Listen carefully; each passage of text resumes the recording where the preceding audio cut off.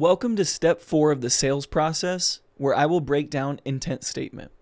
Before doing so, I want to remind you of the importance in step 3. Without real rapport, you won't have a clear dominant buying motive.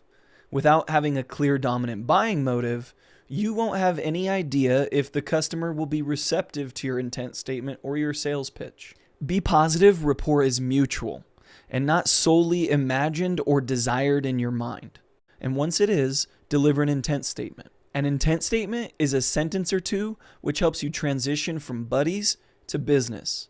Without feeling forced, it should help you maintain control and establish a sense of direction for the conversation. Your intent statement should be focused on clearly conveying which problem you're going to solve for them and committing them to participating.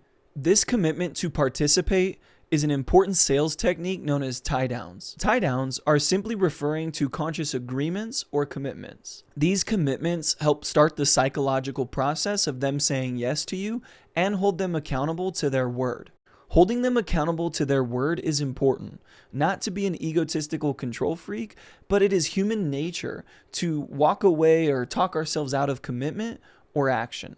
This often forms a bond of respect. If you're offering a truly beneficial product or service, you should not feel uncomfortable with this part of the sales process because ultimately you will be bettering their lives. That's love.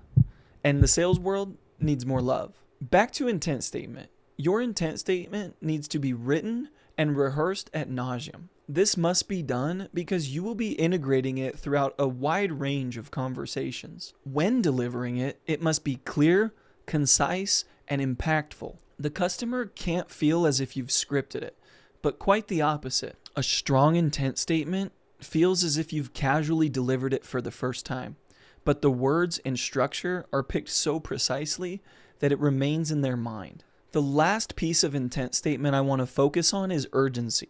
A customer won't take action on the spot without it. Urgency is not something you can solve with the right phrase, but the lack of it indicates a lack of trust, value, or need.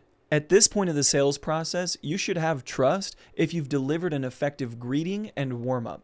You should also have need if you followed the Socratic method and asked thoughtful, detailed questions throughout the discovery process. The only value you have at this point is any value the customer assumes about you or any preconceived notions about the product or service you're offering.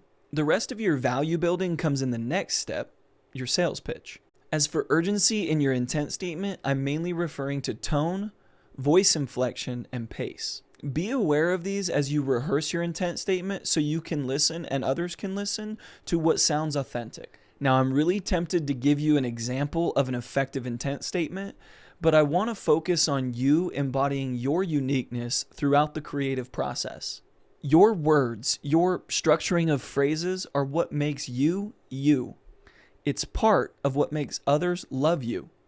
So, embrace it. When constructing your intent statement, keep this synopsis in mind. It must be concise, impactful, and seeking engagement to participate in the next step. It's designed to help you transition into business discussions, and when done in rapport, will help you build urgency. Thanks for watching. Don't forget to subscribe and check out the next video, step number 5, the sales pitch.